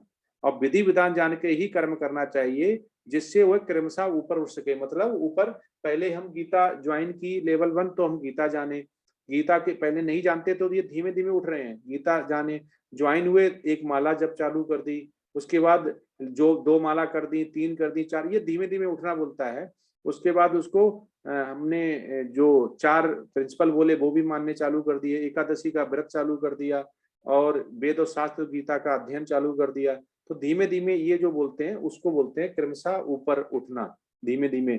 और इसके लिए आप देखेंगे राइट साइड में कि भगवान भी को वेद और शास्त्र की नॉलेज थी, तब भी उन्होंने इस परंपरा में रहते हुए, कर्तव्य को मानते हुए संदीपन मुनि के पास जाके उन्होंने शिक्षा ली थी। ठीक है, तो ये बताता है कि हम कितने भी चाहे शक्तिशाली क्यों ना हो जाएं, लेकिन जो परंपरा है, जो परंपरा चली आएगी, और मनुष्य जीवन में भगवान भी अवतार देते हैं तो वो ऐसा एग्जाम्पल देते हैं कि ऐसा ही आपको करना है। वो ऐसा नहीं है, उन्हें सब नॉलेज थी, तब भी उन्होंने स्टूडेंट बन के वहां पे गुरुकुल में पढ़ाई की थी, और वो ये दिखाया था कि मनुष्य चाहे किसी भी रूप में हो, उसको हमेशा अध्ययन करना चाहिए और नॉलेज लेनी चाहिए। अब प्रभुपाद क्या बोलते हैं, शास्त्रों में 4 मुख्य दोष नहीं पाए जाते हैं जो बद्ध जीव में पाए जाते हैं। वो कह रहे शास्त्र में ये दोष नहीं है। कौन से? ये है अपूर्ण इंद्रियां, मतलब इंद्रियां पूरी नहीं होना, कपटता, त्रुटि करना तथा मोहग्रस्त होना। इन 4 दोषों के कारण बद्ध जीव विधि विधान बनाने के लिए अयोग्य होता है। अतः विधि विधान जिनका उल्लेख शास्त्र में होता है, जो इन दोषों से परे होते हैं, सभी बड़े बड़े महात्माओं, आचार्यों तथा महापुरुषों द्वारा बिना किसी परिवर्तन के स्वीकार कर लिए जाते हैं।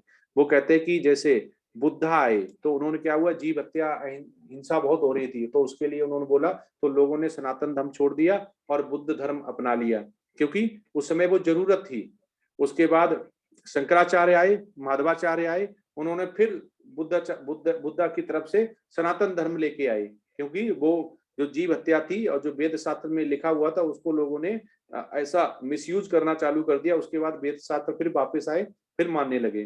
तो ये सब जरूरत के हिसाब से, मनुष्य जब मोहग्रस्त में बहुत ज्यादा फंस जाता है तो उस हिसाब से अवतार लेते हैं, फिर जिस हिसाब से वो चलता मानता है उसके हिसाब से करते हैं, उसके हिसाब से वो अवतार लेते हैं। तो वो यही बताना चाह रहे हैं कि उसी तरह से जो ऋषि मुनि आचार्य हैं, उन्होंने किसी बगैर परिवर्तन के इसको स्वीकार किया, वेद शास्त्र में जो लिखा हुआ है। शास्त्रों के नियमों का पालन किए बिना कोई सिद्धि प्राप्त नहीं कर सकता है। वो कह रहा है कि शास्त्रों के नियमों को अगर नहीं माना है तो कोई भी सिद्धि प्राप्त नहीं कर सकता, मीन्स भगवत धाम नहीं जा सकता, बैकुंठ लोग नहीं जा सकता है। अतएव जो शास्त्रों के तात्पर्य को वास्तव में समझता है वह भाग्यशाली माना जाता है। तो शास्त्रों के तात्पर्य को जो भली बात समझ लेता है और डेमोस्ट्रेट भी करता है और मानता है, वो भाग्यशाली माना जाता है। ये भौतिक शक्ति प्रकृति के 3 गुणों से बनी है। जो 3 गुण कौन से हैं? इसमें तमोगुण, रजोगुण और सतोगुण। इससे के पूर्व भगवान के ज्ञान का मार्ग खुले मनुष्य को कम से कम सतोगुण तक ऊपर उठना होता है। वो कह रहे हैं कि मार्ग खुलने के लिए, मतलब दरवाजे तक पहुंचने के लिए, बैकुंठ लोक के दरवाजे तक पहुंचने के लिए कम से कम सतोगुण तक तो ऊपर उठना होगा। दूसरे के लिए यदि उपयुक्त तथा प्रमाणिक गुरु का मार्गदर्शन प्राप्त हो जाता है तो उसका जीवन सफल हो जाता है, क्योंकि गुरु उच्च पद की ओर उन्नति का मार्ग दिखा सकता है। तो ये मार्ग आपको दिखा सकता है। मार्ग क्या है कि जैसे हमने पहले बताया कि अगर आप दीक्षा लेते हैं इस्कॉन में, जैसे दीक्षा लेते हैं, मेरा जैसे शेल्टर फॉर्म जा रहा है और दीक्षा होती है, तो दीक्षा क्या होता है, 16 माला जपा करते हैं और 4 प्रिंसिपल करते हैं और प्रसादम जैसा भोग लगा के खाते हैं। और इससे क्या होता है, दीक्षा लेने के बाद जो पहले बताया हुआ कि आप बंध जाते हैं भगवान से, भगवान के जो भी मुख से निकला हुआ गीता उसका आप फॉलो कर रहे हैं। गीता क्या है? इटसेल्फ भगवान है, क्योंकि गीता को ना मानना मतलब भगवान की बात नहीं मानना। अगर वो आप मानते हैं तो अगर आप स्पिरिचुअल मास्टर है बोनाफाइड, वो आपको आज्ञा देता है और 4 प्रिंसिपल पूजा अर्चना ये करते रहते हैं तो आपकी शुद्ध भक्ति में आते रहते हैं। अगर आप बंधे हुए नहीं है तो आप कुछ भी करेंगे फ्री हैं। तो वो यही कहना चाह रहे हैं कि गुरु का जो उच्च पद होता है वो उन्नति के मार्ग दिखा सकता है। और हम जैसे क्लास में टीचर होता है, अगर हम सवाल गलत कर देते हैं और आंसर नहीं आता तो वो हमें करेक्ट करता है, तो ऐसे ही यहाँ पे स्पिरिचुअल मास्टर है वो करेक्ट करेगा।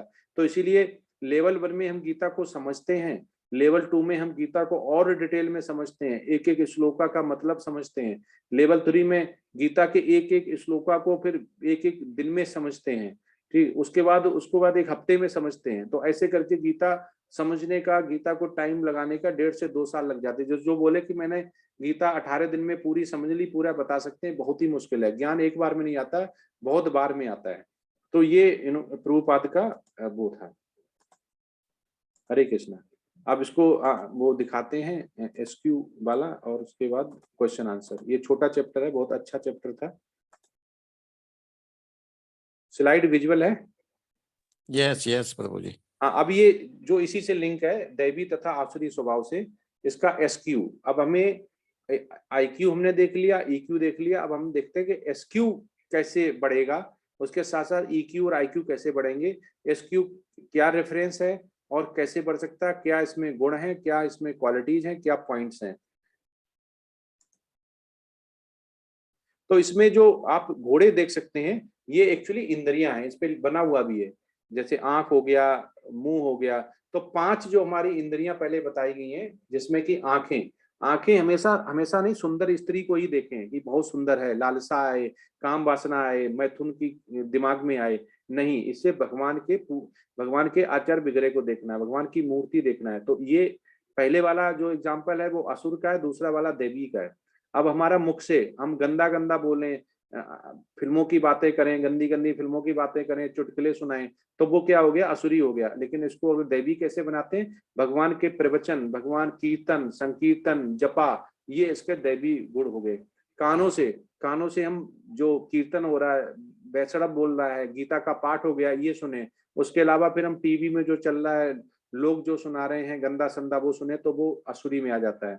ठीक है। उसके बाद नाक से हो गया, नाक से हम भगवान पे चढ़ाए हुए फूल सूंघ सकते हैं, नहीं तो आर्टिफिशियल जो हो गया, परफ्यूम हो गया और इत्र हो गया, जिसमें कि बाहर कहीं लगा के हम जाने वाले, किसी लड़की से मिलने जाने वाले, उसको खुश करने के लिए, तो इंद्रिय मोह आ गया, तो वो असुरी प्रवृत्ति हो गई। और लास्ट में हो गया हाथ।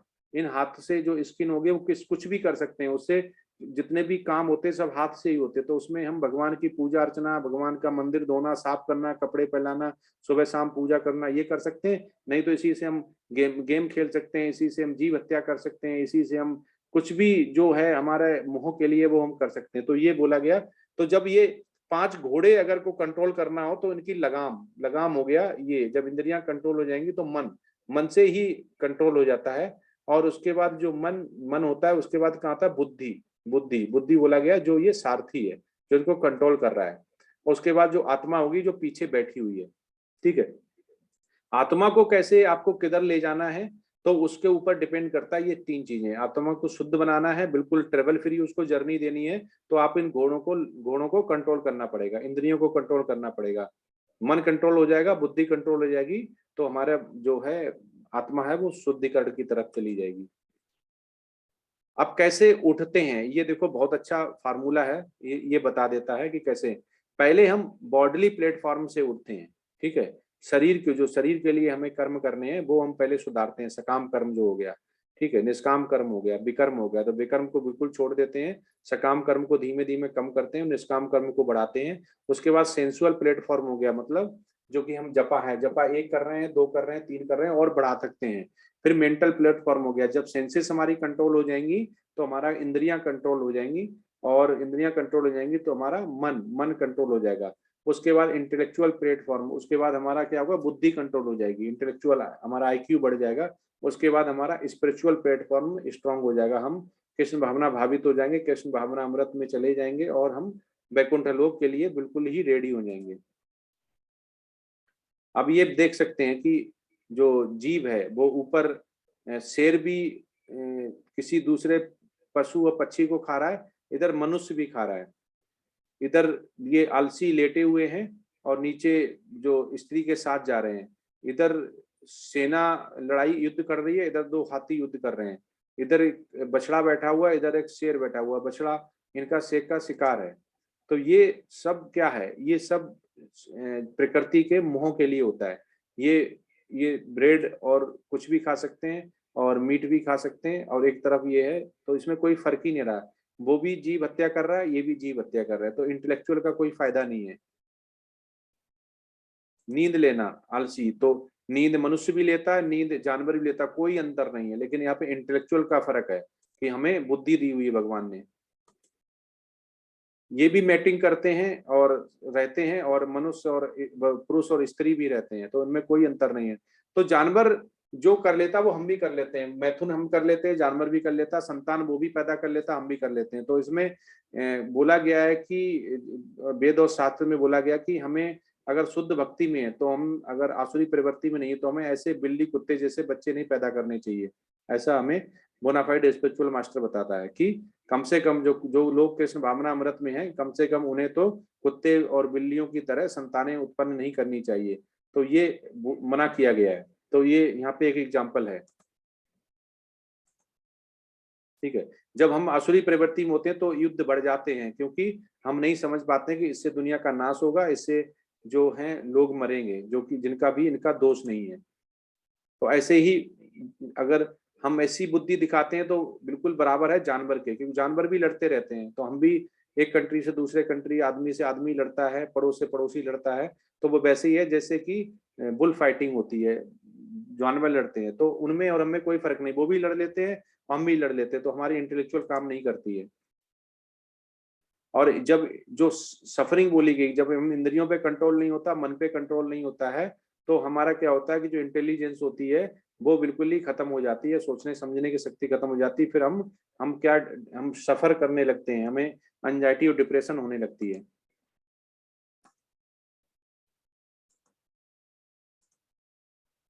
अथ तो ब्रह्म जिज्ञासा, अथा ब्रह्म जिज्ञासा। तो ये बोला कि अथा ब्रह्म जिज्ञासा मतलब मनुष्य में बहुत सीख जानने की इच्छा तो बहुत होती है, लेकिन वो क्या जानता है वो उसके ऊपर डिपेंड करता है। वो अच्छा जानना है, वेद शास्त्र को जानना है या साइंस को जानना है, तो ये ऊपर इसका मतलब है।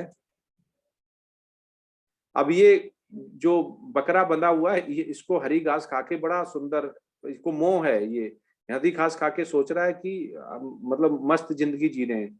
लेकिन ये एग्जाम्पल इसलिए दिएगा, इसको ये नहीं पता है कि पास में ही मीट टंगा हुआ है, कि थोड़ी देर बाद इसकी मृत्यु आने वाली है, इसलिए उसको अच्छा चारा दिया जा रहा है। लेकिन वो मोह में है, वो खाए जा रहा है बढ़िया से कि बहुत बढ़िया जिंदगी चल रही है। तो ऐसे ही हम नहीं समझ पाते।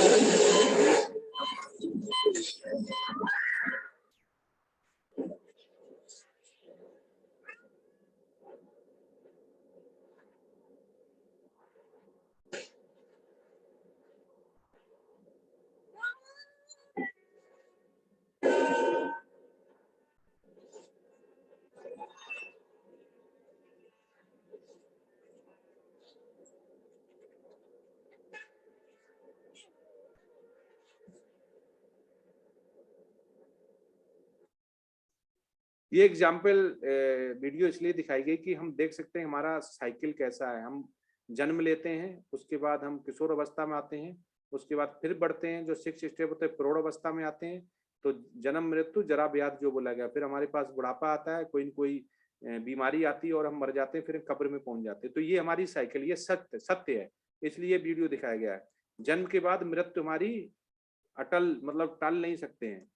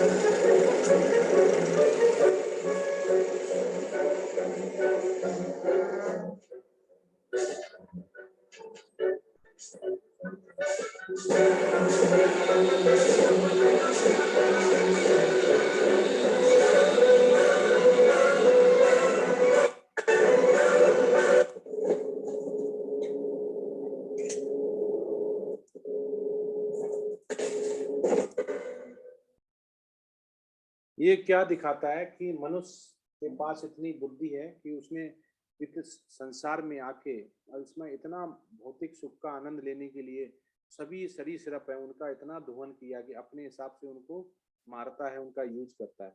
इसलिए ये गलत है, बात वेद शास्त्र में इसको गलत बोला गया है।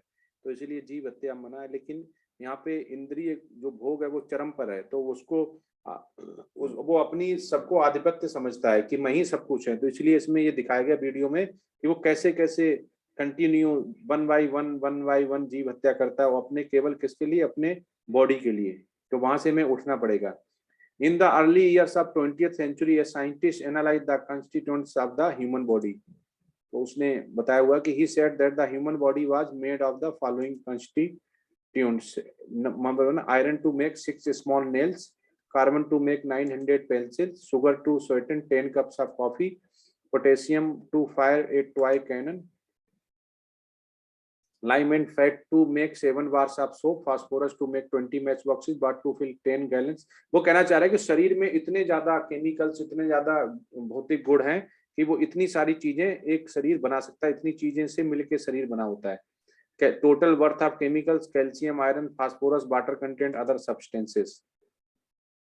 Total worth of chemicals ₹210। ये एक केमिकल उसने बोला कि ₹210 के केमिकल से बना हुआ है। लेकिन उसका हम ये देख सकते हैं कि क्या इसका वैल्यूएबल है, विच इज मोर वैल्यूएबल, क्या है कि आगजनी, एक्सीडेंट, जान का खतरा, जान माल का खतरा, या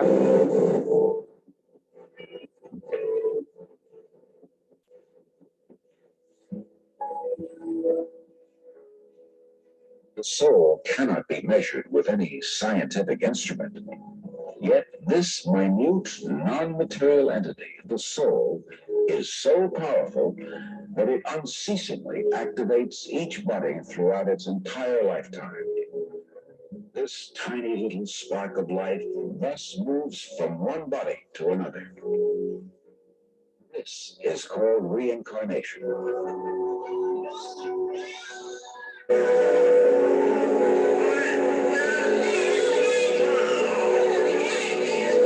It is not difficult to understand. Even in our own life, we live in soul likewise. It cannot be wounded by such a change.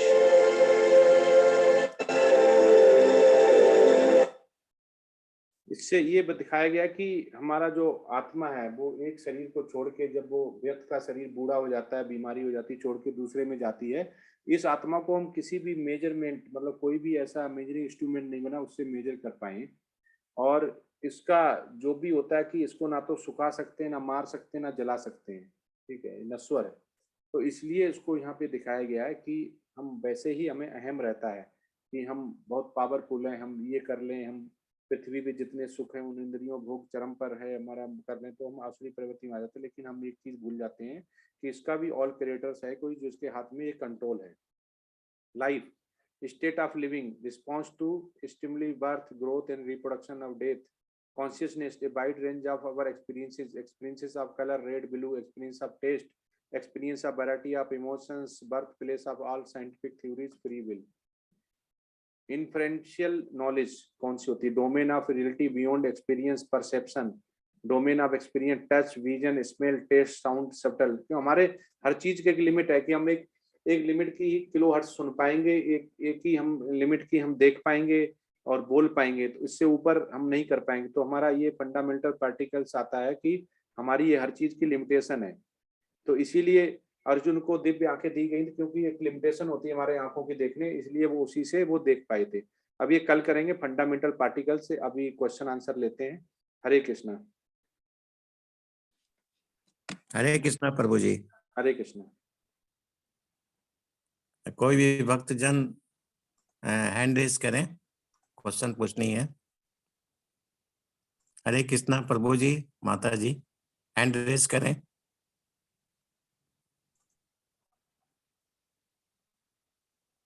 हरे कृष्णा प्रभु जी। किसी का कोई क्वेश्चन या सारा समझ में आ गया? कोई हैंड रेज नहीं कर रहे हैं।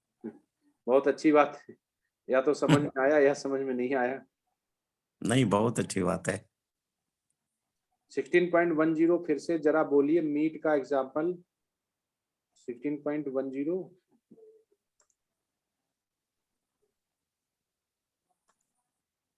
एक भक्तजन है प्रभु जी, मिट्टू प्रभु जी। हरे कृष्णा प्रभु जी। हरे प्रभु जी, आप बहुत ही अच्छा समझाते हैं। मैंने इससे पहले एनएनडी प्रभु जी का भी लेवल 1 अटेंड किया था, पर लेवल 2 नहीं कर पाई थी, पर इससे बिल्कुल छूटना नहीं चाहती थी। मुझे मौका लगा तो मैंने फिर से लेवल 1 ज्वाइन किया। मेरा प्रश्न ये था, आपने जो एक अभी बताया था कि एज का जो आपने बताया था कि 50 वर्ष में, हाँ, 100 साल को 4 में ब्रेक किया गया है जी। तो वो गीता में कहाँ, कौन से अध्याय में या श्लोक में दिया गया है? हाँ, ये कैंटो श्रीमद् भागवतम कैंटो में अध्याय 16 के ही उसमें डिटेल 16 में आप वो पढ़ेंगे तो उसमें आता है श्लोका में। श्रीमद् भागवतम में, श्रीमद् भागवतम में भी आता है और इसके तात्पर्य जो है वो मैं भेज दूंगा ग्रुप में, उसमें भी है। तो इसमें जी, जी, जी। जो बोला गया कि हमारा जो लाइफ जैसे हम सतयुग में थी वो 1 लाख साल थी, उसके बाद 1/10 हो जाती है, तो उसके बाद द्वापर त्रेता में आते आते 1000 साल होगी और इसमें 1/10 होगी तो 100 साल हो गई।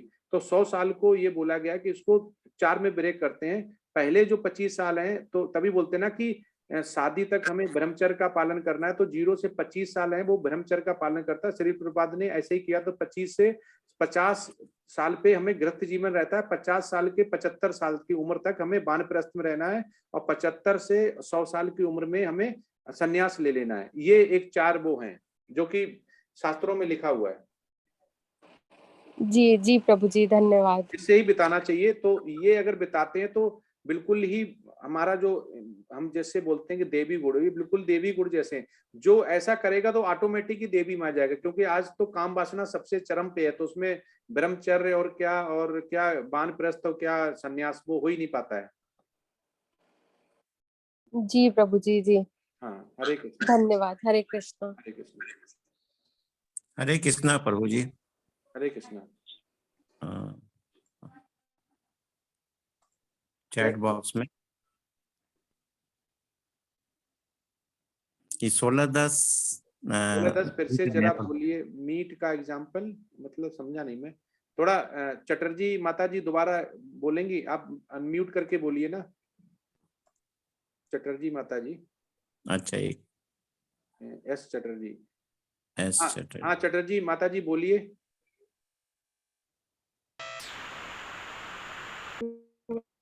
नीट का एग्जांपल दिया ना, क्या क्या होता है, तो वो जरा फिर से मतलब एग्जांपल को लेके कौन सा मीट का, जिसमें उम्र वाला? मीट खाने से क्या होता है, क्या बोला ना श्लोक में? नहीं, मैं समझने बना।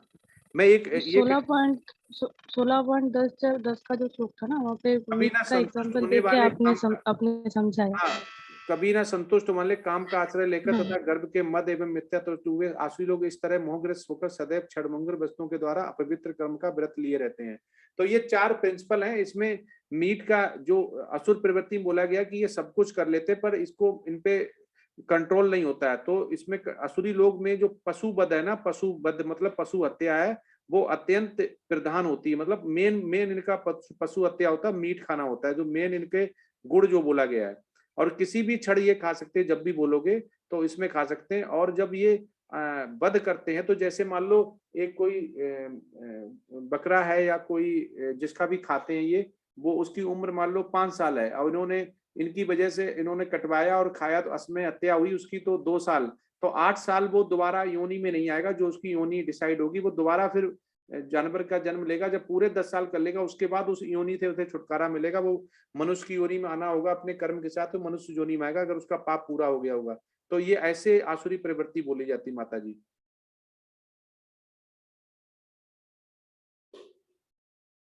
हरे कृष्णा। हरे कृष्णा।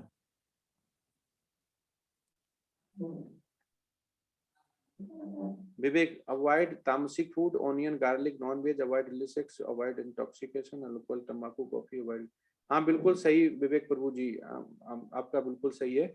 ये तामसिक फूड बाद में आता है, जब हम दीक्षा लेते हैं उससे पहले ये 4 प्रिंसिपल आते हैं और 4 प्रिंसिपल करते हैं। तो हमारा जो बोला गया वेद शास्त्र में, तो इससे कृष्ण भावना भावित हो जाते हैं और काम वासना जो बोला गया कि काम क्रोध लोभ, ये ऑटोमेटिक ही कम हो जाते हैं। क्योंकि 2 ही तरीके हैं, या तो हम जैसे हमें सुबह सर्दी लगती है तो हम सर्दी में स्वेटर ना पहने रजाई नहीं लें तो हमें क्या होगा, तो हमें जुकाम खांसी बुखार हो जाएगा, ठीक है। तो एक तरीका ये हो गया। दूसरा हो गया, अब जुकाम खांसी हो गया, अब इसे सही करना है। तो हम इतने ज्यादा बीमार हो चुके हैं कलयुग में, तो हमें सही करना है, तो सही करने के लिए अब दवा लेनी है। अब हमने सर्दी तो ले ली है, रजाई स्वेटर नहीं पहना है, तो सर्दी तो ले ली, अब सर्दी को ठीक करना, नहीं तो मौत हो जाएगी। तो ऐसा ही इसमें है कि हम काम वासना काम क्रोध में इतने हो जाते हैं कि दवा लेनी पड़ेगी। और कलयुग के लिए प्रेस्क्राइब्ड क्या किया गया है कि 16 माला जो चैंट और प्रसादम और 4 प्रिंसिपल जो हैं वो हमें प्रेस्क्राइब किए गए। जैसे डॉक्टर करता है वैसे वेद शास्त्र में किया गया है। कब तक ब्रह्मचाल पालन करते रहना है? 25 साल तक, जो वेद और शास्त्र में लिखा हुआ 25 साल तक करना है। उसके बाद अब ब्रह्मचर्य का पालन, उसके बाद गृहस्थ जीवन चालू हो जाता है। और बच्चे भी पैदा करने हैं, वो बोला गया ऐसे नहीं करने जैसे कुत्ते बिल्ली करते हैं, वैसे नहीं करने, बिल्कुल ढेर लगा के रख दिया। तो प्रभु श्रील प्रपाद भी बोलते हैं कि हमें मनुष्य हैं, मनुष्य जैसा ही हमें करना चाहिए, कुत्ते बिल्ली जैसा नहीं करना चाहिए। हम कृष्ण भावना अमृत हैं, हमें कृष्ण की संतान जिसे बोलते, कृष्ण जैसा अंश पैदा करने के लिए केवल संभोग करना चाहिए, ना कि अपनी आत्मा और अपनी जो आसक्ति बोलते हैं और तृप्ति जिसे बोलने लगते हैं। क्योंकि हम बोलने लगते हैं कि हम काम वासना के लिए आत्मा पे रख देते हैं, तो ऐसा नहीं, हम हमेशा अपनी बॉडी के लिए करते हैं, तो अपनी इंद्रिय भोग के लिए हमें नहीं करना चाहिए। यस चटर्जी जी, प्याज लहसुन और गार्लिक ये सब तो फल हैं ना, जीव हत्या तो नहीं है, तो इन्हें नॉन वेज मैंने क्यों नहीं, ये नॉन वेज नहीं है माता जी, ये आप खा सकते हैं। ये जब दीक्षा लेते हैं और जब हम इसकी तुलसी की माला कंठ में पहनते हैं तो ये मना इसलिए किए जाते हैं, ये तामसिक होते हैं, ये नॉन वेज नहीं है। तामसिक मतलब होते हैं ये काम क्रोध मोह को बढ़ाते हैं।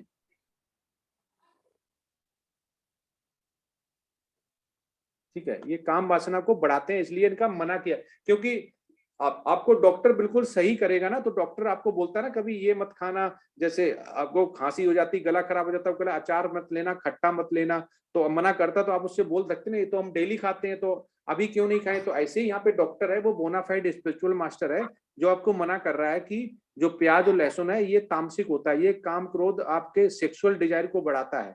और सेक्सुअल डिजायर इस पृथ्वी पे सबसे ज्यादा है, मनुष्य में सबसे ज्यादा है। तो इसलिए वो इसी की वजह से जितने भी जन्म मृत्यु जरा व्याध वो बार बार इसी की वजह से आती, इंद्रिय भोग की वजह से। हरे कृष्णा। हरे कृष्णा। विवेक प्रभु जी ने बताया नर्व स्टिमुलेशन इंक्रीज करते हैं। हाँ, अच्छा बोनाफाइड गुरु किन्हें बोला जाता है? हाँ बहुत बढ़िया क्वेश्चन है माता जी। अच्छा, बोनाफाइड स्पिरिचुअल मास्टर उसे बोला जाता है, आप उसे चेक कर सकते हैं वेद और शास्त्र में जो लिखा हुआ, जिसका गुरु शिष्य परंपरा हो, मतलब जिसका गुरु हो। जैसे आपने किसी, मान लो किसी एनएनडी प्रभु जी का एग्जांपल लेते हैं, एनएनडी प्रभु जी हमारे गुरु हैं, तो हमने चेक किया कि उनके गुरु हैं कि नहीं है, तो उनके स्वामी जय पताका महाराज उनके गुरु हैं, जो कि श्रील प्रपाद के जो शिष्य होते हैं, पहली लेयर शिष्य है, मतलब वो डायरेक्ट श्रील प्रपाद से उन्होंने दीक्षा ली। उनके श्री जय पताका स्वामी महाराज के कौन है? श्रील प्रपाद के, श्रील प्रपाद के सरस्वती ठाकुर है। तो ऐसे करके हमने देख लिया, तो वो श्री कृष्णा तक गया हुआ है गुरु शिष्य परंपरा में। तो जिसका गुरु होगा वो क्या होगा? इस बोनाफाइड स्पिरिचुअल मास्टर होगा, उसे वेद शास्त्र की नॉलेज होगी, वो आपको गलत नहीं बताएगा। गुरु लोग यज्ञ में बलि देते हैं जैसे काली माता को दी जाती है, क्या ये सही है? जबकि सभी जीवों की माता है काली, तो क्या माता अपने बच्चों की बलि क्यों देती है? ये धीरज प्रभु जी, ये अपना अपना धर्म का अपना अपना मान्यता है। क्योंकि माता जो है दुर्गा माता होगी, शिव जी हो गए, उनके हम सभी पुत्र हैं, हम संतान हैं। तो अपने जो पूर्वज हमारा चले जाते हैं उससे करते चले जाते हैं। लेकिन हमने ये पहले भी बोला हुआ है कि अपना हमें जोड़ना है, तोड़ना नहीं। जब धीमे धीमे हम कृष्ण भावना भावित हो जाएंगे, जैसे हमने गीता पढ़ ली, जैसे बच्चा होता है छोटा, वो जब छोटा होता है वो जो लॉ होती है, जैसे दिए कि फ्लेम होती है उसे नहीं जानता है कैसी है, तो वो वो चलता आता है, उसको टच कर लेता है, या उसको बिजली का करंट एक बार झटका लग जाए फिर दोबारा नहीं पकड़ता है वो कभी भी। ऐसे ही हमारा है कि हम बलि दे रहे हैं, सब कुछ कर रहे हैं, वो आपके धर्म और शास्त्र के हिसाब से जो लिखा हुआ है कि देना है, क्योंकि आपके वो कल्चर में चला आया है, क्योंकि आपके जो खुद का धर्म है उसमें लिखा हुआ है। लेकिन जब वेद और शास्त्र उसको बोलते हैं कि ऐसे करो, तो आप वेद शास्त्र की तरफ आते हैं तो आप समझ सकते हैं, तो आप स्वेच्छा से उसे छोड़ देते हैं। यहाँ पे कोई जबरदस्ती नहीं होती आपको छोड़ना है, आप समझ जाएंगे तो छोड़ देंगे, आप अज्ञानी है तो नहीं छोड़ेंगे, तो ये आ जाता है। हरे कृष्णा। बोनाफाइड मीन्स मतलब प्रमाणिक गुरु। यस, प्रमाणिक का मतलब, हाँ माता जी, प्रमाणिक का मतलब यही हो गया कि जो हम देखते हैं उसका गुरु है कि नहीं है। गुरु होना चाहिए, वैष्णव होना चाहिए और कृष्ण भावना भावित होना चाहिए। अगर वो उसका गुरु होगा तो ऑटोमेटिकली वो वैष्णव हो जाएगा, कृष्ण भावना भावित हो जाएगा, क्योंकि उसको गुरु शिष्य परंपरा में उसको दीक्षा जब तक नहीं मिलेगी, जब तक वो वैष्णव के बाद कृष्ण भावना भावित नहीं होगा। हरे कृष्णा। हरे कृष्णा प्रभु जी। हरे कृष्णा। हो गया? हो गया। ठीक है, तो आज चलते हैं। अभी किसी का कोई क्वेश्चन नहीं है। और प्रभु जी हैं, सुरेंद्र प्रभु जी, बनाली माता जी भी आई हैं। यस। हाँ, बनाली माता जी, हरे कृष्णा। हरे कृष्णा माता जी। हरे कृष्णा प्रभु जी। हरे कृष्णा प्रभु जी। हरे कृष्णा, हरे कृष्णा। बहुत खुशी माता जी आई हैं। और सुरेंद्र प्रभु जी। हरे कृष्णा प्रभु जी, बहुत अच्छा लगा, आज का क्लास भी बहुत अच्छा था। अच्छा, मजा आ गया। बस ऐसे ही मार्गदर्शन करते रहिए, ऐसी कृपा बनाए रखिए दोनों लोग, और अच्छा जाएगा ये। हाँ, हरे कृष्ण। हरे कृष्ण। हरे कृष्णा प्रभु जी। हरे कृष्ण माता जी। अरविंद प्रभु जी, आपको भी, आप बहुत अच्छा रिसाइटेशन करते हैं तो अच्छा लगता है। हरे कृष्णा प्रभु जी, दंडवत प्रणाम। सभी लोग अपने आप को अनम्यूट कर लें और मेरे साथ बोलें हरे कृष्णा। एक वांछा कल्पतरुभ्यश्च कृपा सिन्धुभ्य एव च पतितनां पावनेभ्यो वैष्णवेभ्यो नमो नमः। हरे कृष्णा कृष्णा कृष्णा कृष्णा हरे हरे राम हरे राम हरे हरे। हाँ, वैष्णव कोटि कोटि श्री चैतन्य महाप्रभु की जय, तो श्री श्रीलपाद की जय। हरे कृष्णा कृष्णा कृष्णा हरे हरे, हरे राम राम राम। हरे कृष्णा। हरे कृष्णा। हरि बोल। हरे कृष्ण प्रभु जी, हरि बोल।